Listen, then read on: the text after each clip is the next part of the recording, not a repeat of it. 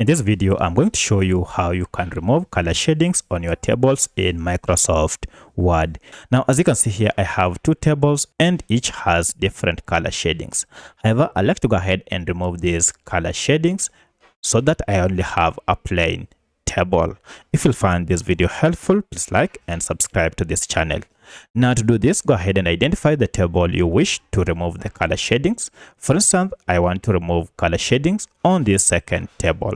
To do this, go ahead and click on this box here at the end of the table, and this will select the whole table. Once you have selected your table, now head over to this option, Table Design, and from here, go ahead and click on this More option or drop down.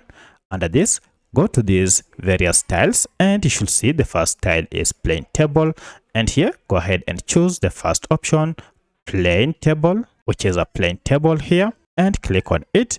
And if I click outside now, you can see we have our plain table. So that's how you can remove color shadings on your table in Microsoft Word. If you have any other question, kindly let me know in the comment section.